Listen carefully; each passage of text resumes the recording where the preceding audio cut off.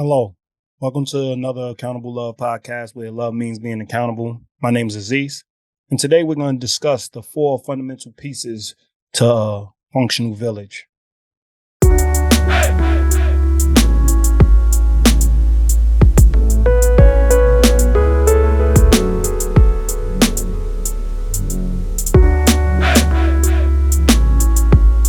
Now, if you listen to past podcasts or, you have taken the journey with us, Love is a Group Journey, and you have listened to this podcast, the Accountable Love podcast, then you know that we're all about building villages. We're all about connecting our friends with our spouse, with our kids, making sure that everybody's working in unison. But we also want to give you the tools necessary to build your village, because if you understand different roles that you need to have around you, different personalities that make a functional village, it will flow a little better and everybody will understand their role and the purpose they play in your life. Because again, we mentioned this in prior podcasts, but without purpose, your relationships are not going to have meaning. You need purpose. You need to understand why you're there. You need to understand why you're in a person's life. A lot of people just go with the flow. A lot of people just go off how they feel. A lot of people just, join relationships because it benefits them, not because they want to benefit others. So you have to have a functional village. You have to have purpose. You have to have, things in place that allow us to flourish as a unit. So we're going to discuss the four functional roles of four fundamental roles of a functional village. The first one is the leader. Now, a lot of people like to say we all can be leaders, we all can inspire, we all can motivate, but not everybody is comfortable doing it. Not everybody believes that that is their purpose on earth. Some people just want to assist the leaders. Some people want to, do everything behind the scenes. Other people don't even want the responsibility of leadership. Leadership is a responsibility, but it's also something that's born in us, something that we as leaders want in our lives. We as leaders want the order of everything, and we want to organize everything. We want to make sure everything is flourishing. And we take on the role because it's ours to take. So obviously I'm speaking as ours to take because, I tend to be the leader in the village I'm in, and I assume that role. But when you're dealing with leadership, you're the one that's probably the one that constructed the beliefs, you constructed the ideals, you constructed, how the village will flourish. But you actually sat everybody down and you empowered everybody to have an opinion on how we're going to actually allow this to flourish. So you collect all ideas, you call the meetings, you make sure that everybody's on the same page at all times. As a leader, it's a fundamental piece. It's not the end all be all. It's not just because you're the leader, people are going to follow you. What it means is that you are a person that honors the responsibility of the making sure the group flourishes as a unit. You honor how the group flourishes. You honor the agreements, making sure the agreements are that's in place are being honored. You're a person that reminds everybody of the purpose and what's the goals and what's the destination. You're the person that keeps everybody in line. You're the person that understands a little bit about everybody's role. So you can remind them how to, basically empower them to basically flourish in their roles. Leadership is not all about speaking all the time. It's not all about, coming together all the time. It's not all about, yelling and screaming all the time. It's about understanding when to push and when to pull, when to carry and when to be carried. You have to be vulnerable as a leader as well. You have to let everybody in on what's going on. You have to keep everybody updated on where you at emotionally, where you at physically, and what's going on with you.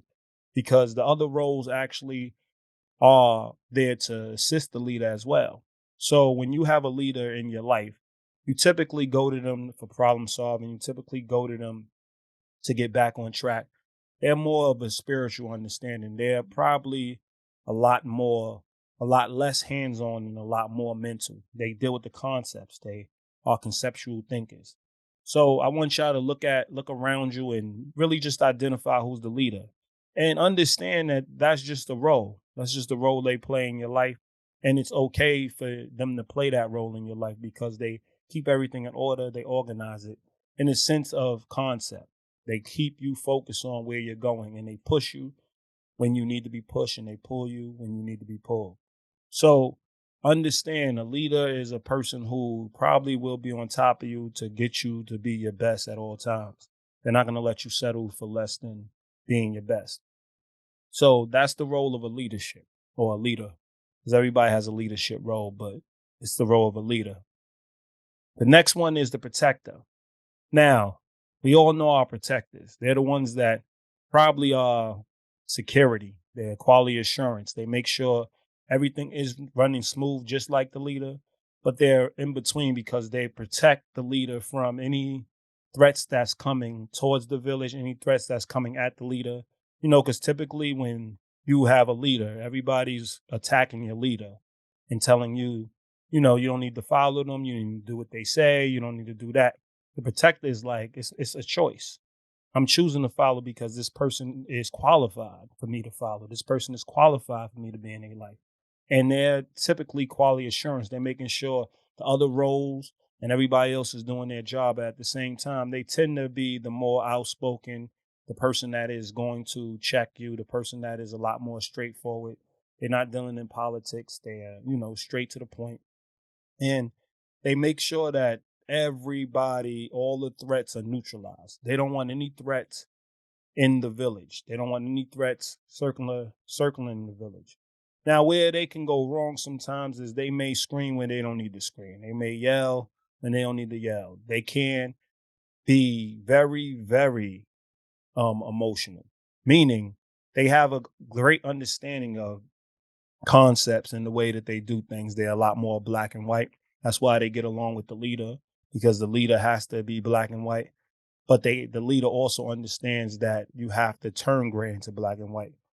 The protector typically doesn't understand why people are so disorganized or why they are thinking outside the box versus, making sure that they are black and white, making sure that they are doing what they need to do, making sure that they have some type of understanding of where they're going instead of just living linear or living in this spiritual existence. So they have a hard time being vulnerable and expressing their emotions because typically emotions are not what they're working towards or what they're strong at, expressing themselves, being vulnerable. Why? Because they're the protector. They're always in protect mode. So sometimes the leader has to explain to them, take a step back, you know, look at what's going on, look at everything that's happening. They have to get them outside because anger is their chosen emotion. So when they're angry, they lash out. So the leader always has to reel them back in and let them know, okay, when there's no threat, we don't have to attack. We don't have to go that hard. We don't have to blow up things. So the protector is typically on point. They typically understand what's going on because they are neutralizing threats as they come. But at the same time, they're so much in that heightened mode, or they're so much in that black and white because they are neutralizing threats, and there should be no gray in neutralizing threats. So they are in that black and white mode. And in doing that, they don't really allow themselves to be vulnerable. And it's hard sometimes they could disconnect. Sometimes they could be come off self-centered, but really they're just trying to neutralize threats and protect the whole. And if you understand why they're doing what they're doing, you understand why they're not approachable at times, is because they're constantly looking around at threats. This is the person that you walk down the street with and they can see they can point out every last threat that's in the vicinity. They're always on guard. So it's not to be confused with the nurturer, because a protector is typically physically trying to make sure that no harm is coming to the group. So when you have a protector, they cover all your blind spots on that area. Now we have the nurturer. Now the nurturer is the person that's probably not as black and white. They don't understand some of the black and white thinking. They're typically gray thinkers, right? But they're there to make sure that they nurture everybody emotionally. They make sure that they're constantly talking about people's emotions, constantly making sure that people are in the right headspace. They're constantly making sure that, when you need something to eat, you eat. And when you need something When you physically need anything, they're going to take care of it. You need to go get a massage. These are the people in your life that always make sure that you're in the best standings emotionally and physically, right? So they're always asking you questions. They're very in tune, but they're task oriented. So sometimes they're not as interpersonal as you would like because they're so task oriented. There are people that look out for you, care for you, are very sweet at times. But somehow when it's time to have like deep discussions or sit in one spot, they don't sit in one spot because they're constantly on the go. They're constantly, trying to make sure that everybody's okay, trying to make sure everybody's getting their needs met and some of their wants met. They're making sure that everything is working in unison. But they can again be task oriented. So sometimes you have to dial them back. And typically the protector and the leader are like, sit down, relax, everybody's good. We now need your input. We now need you to give us an understanding of what's going on. They kind of trust the protector and the leader to do their role typically, but they tend to get burnt out if somebody doesn't tell them to relax, take a deep breath, because it's in them. It's in them to move. It's in them to try to help somebody. It's in them to try to make sure everything's okay. It's in them to try to make sure everybody's emotionally stable. It's just in them. But that's also the leader's role. So now they make sure that they nurture the nurturer because the nurturer needs to be nurtured as well. And they forget that sometimes. They forget that they need to get some hugs and kisses. They need, to be taken care of. They need to eat. They need to, rest. They need to, kick back sometimes. So that's where the leader comes in. And sometimes your protector would do it for you too, because they can see that there's a threat. But if they don't see that you're in you're threatened or you're threatening them or there's a threat, they might not notice it because, they tend to, again, they can be self-centered. And when you're nurturing them, as long as they're getting their needs met on that end, they're so busy looking at the threats, they do need somebody to nurture them. So the leader is looking over and making sure that the protector and the nurturer aren't um, burning each other out. So that's what it is to be a nurturer. When you're a nurturer, you're thinking of everybody else and you can be burnt out. When you're a protector, you're just thinking of outside threats. You're not necessarily always thinking of inside threats. So you can be a little more emotionally inside and argue with a lot of people and disrupt things inside the unit because you're on high alert when you don't need to be. That's where the vulnerability comes in. A nurturer is typically in a good place indoors, in a good place, but they come off a little aloof when they're outside in public because people, they want to help. They have a desire to help. So people can possibly take advantage of them. And that's where the protector comes in and makes sure that that threat gets neutralized and let the nurturer know, listen, this person doesn't need your help. You need to move forward. This person's not good for you. This person is not going to help benefit the unit. Keep it moving. You don't need to help everybody, but it's in their nature to do so. So that sometimes they need to be reminded that, a nurturer needs to be reminded that they need support as well. They need to relax and gain support to recharge their batteries, but they are naturally people who want to nurture. So the fourth and final role of a functional village is the manager. Now, the manager, unlike the nurturer, they are organizers. So they make sure your schedule's on point. They make sure that, everybody gets to where they need to go on time. They make sure any events, they make sure everything is covered, a checklist is covered. So the manager tends to take over when it comes to events, when it comes to making sure everybody makes appointments, when it comes to, you know, not, everybody making sure that everybody stays on the schedule that's planned.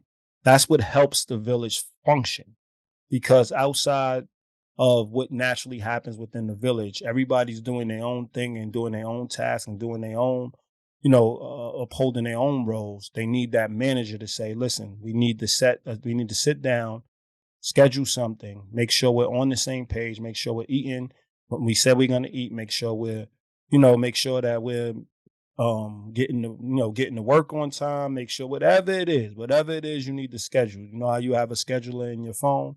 This person is making sure you honor those schedules, making sure that you stay on point. They expect you to be where you say you're going to be. They expect you to be where you scheduled to be.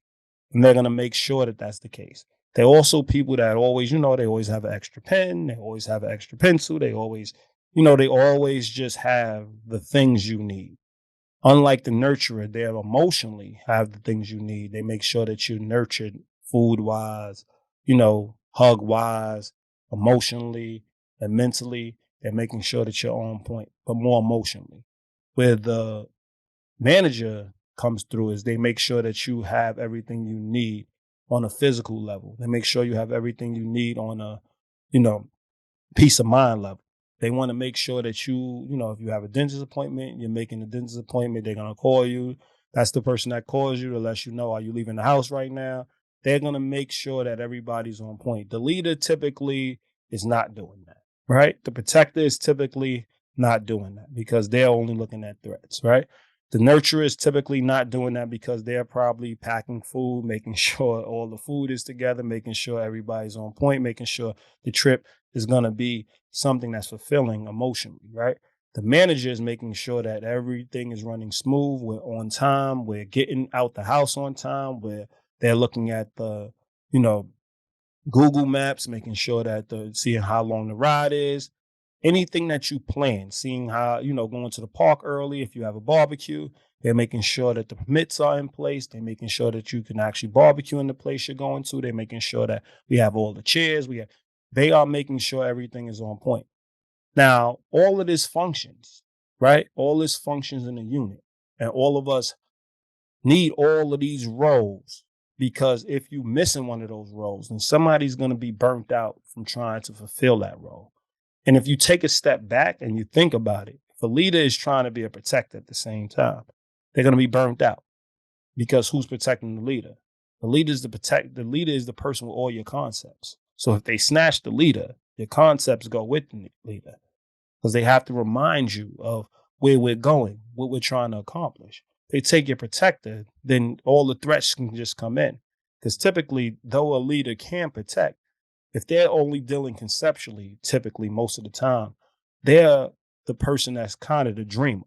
They're the person that, I'm not going to say they're aloof, but they're dreaming of a better existence. They're just thinking of the better. How can we improve? They're optimists.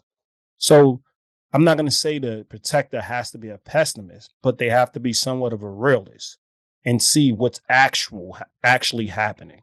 So sometimes they need the leader to explain to them where they're going and to see where they have to go and to see that this is something they're capable of doing something outside of themselves. They're dealing with faith. The protector is like, no, I'm dealing with what's being done now, what's happening in this moment, what can possibly happen going forward threat wise, right? So when you're looking at these things, if a leader is doing that, they lose some of their ability to be an optimist and an idealist. And you need your leader to be an idealist. You need them to see further than everybody else. You need them to lay down the tracks so everybody knows where they're going. And people trust them to know that. They trust them to say, okay, we can't see where you're going. We can't see what you're talking about, but we believe in you enough to know that we're going to get there. And then you need the protector to actually, make sure that you get there safely, make sure everything's on point, make sure that wherever we're going, we are going to be safe. And then when you deal with the nurturer, they're going to make sure you're emotionally stable. If we need to talk, we need to get something together. The leader typically is going to do that. They're going to call a meeting. They're going to organize the meeting. But the nurturer is like something's going wrong with X, Y, and Z. Something, they're feeling everything. They are more empathetic. So they're like, I can see that this person's off. I can see this person's not having a great day. And then they alert, the leader to let them know we probably need to have a discussion because though they're the nurturer and though they make sure they take care of the emotional part of it, as a leader, you're going to be the person that can put the concept in place to get them out of the situation they're in. Right. So just because you're a nurturer don't mean you have the answers. It just means that you're a person that's in tune with what this person may need in a moment or need emotionally, but they might need something a little more conceptually to move forward and not get put in that same emotional state, if you get what I'm saying. And now we have the manager who makes sure that the train is on time, because we're talking about destination. It's a metaphor for where we're trying to be as a unit. You're making sure that everybody's on point. You're making sure that the appointments is all scheduled. You're making sure that if you're renting cars, they're all on point. If somebody else, the nurturer, has to do that, they're going to feel like they're doing too much. They're going to feel like they're off. If the protector has to do that, they're going to feel like they're off. So every last person has to have that role, honor that role, but they're going to feel comfortable in that role because they've been born to do it. So you shouldn't have to force people into those. When you meet that person, two leaders, can they exist? Yes. Do they typically exist? No. They don't coexist as well because they're all leading their groups, right? Then we have a protector, right? The protectors typically don't want to be with another protector because then they get to see themselves always on point, always on edge, always. So they tend to be fiery people. So two of them in one place, it can become very toxic. Not saying they can't coexist, because also if they understand their protectors, then they understand each other's role, they can't coexist. You could have two protectors if your village is big enough, right? But you have to have that role filled. And then you have your manager, and then you have your nurturer, right? So you need all these roles so your village can flourish. And to understand why they flourish, you'll see clearly why everything operates and everything works in unison, because nobody's worried about the other person's role. Nobody even cares about the other person's role because they know they was born to do this role and be this in somebody's life. And when they are not bothered in the role that they feel is their nature, is within their nature, then you have less likely of a chance that low self-esteem comes into your group. It's a less likely of a chance that there's envy within your group. There's less likely of a chance that people aren't communicating and not on the same page, because we know who to listen to for certain things. If we have a threat coming, we know that the protector is explaining things to us. It's time for everybody to fall back. That's what leadership is. We're not talking about a leader. We're talking about leadership, meaning at that moment, the protector is the person that needs to be communicating with the group and needs to be the one that's bringing the group together to discuss something because there's a threat. The manager, when it's time to manage, when it's time to get everybody on the same page and get everybody out the door and get everybody where they need to go on time, that's when the manager is leading, right? But it's a leadership role. They're not leading the group. They're not dealing in the overall concept of why we do this, why we're together, why we're a village. They're just dealing with getting us to where we need to go. Everybody needs to step back and listen to what the manager has to say and follow the manager in that place, right? When it's time to be nurtured, you're not good. You're not looking good. You're not on point. You might need to go to the doctor. You might need to talk to a therapist. You might need more support. A nurturer will identify that faster than most people. Why? Because they're paying attention to the emotional needs of everybody. They're making sure they're used to making sure everybody's on point. Just like when they say they're raising kids. You raise kids. Now, me raising my child, I'm typically the leadership role, right? But I'm not paying attention when they sick. I'm like, yo, let's go to school. Like, you can push past it. And I need their mother to be like, what are you talking about? Let's go to the doctor first, make sure that he's on point, and then now he can flourish in school. So sometimes you have to take a step back, and a nurturer tends to be the person that is well equipped to deal with somebody's emotional needs, right? So that's an understanding, right? And then we have our manager, obviously. We just talked about that role that is making sure that everybody's staying together in unison. People are doing what they have to do, like you're at a wedding. People are sitting at the right tables. People are, having a good time. Everything's set up. Everything's moving in a timely manner. These are the things you need all in your village. You have these four fundamental roles of a functional village. Everything will fall into place. But if you don't have these things, look around you and start to acquire them.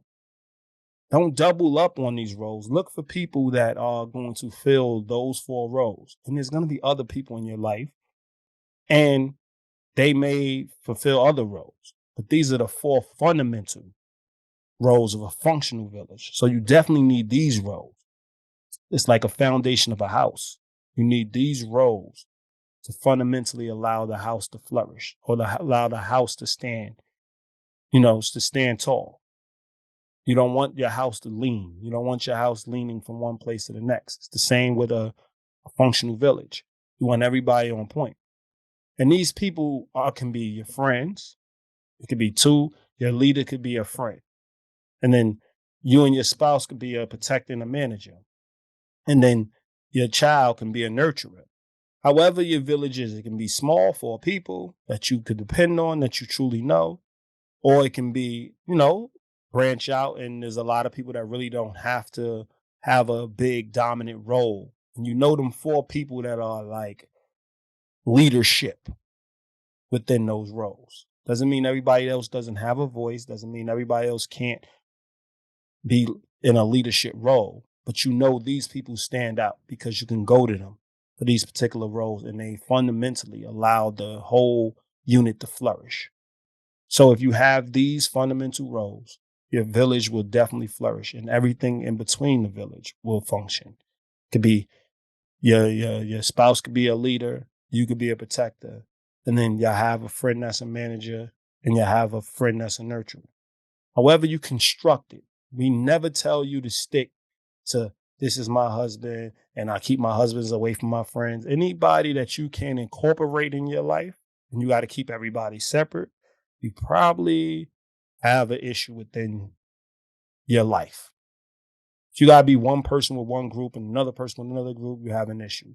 There's a fundamental issue because people should be able to coexist as a whole, as one village, as one unit. And yes, things will happen.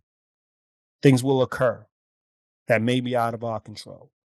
But a true village that is fundamentally sound, where everybody understands their roles, they don't compromise the village.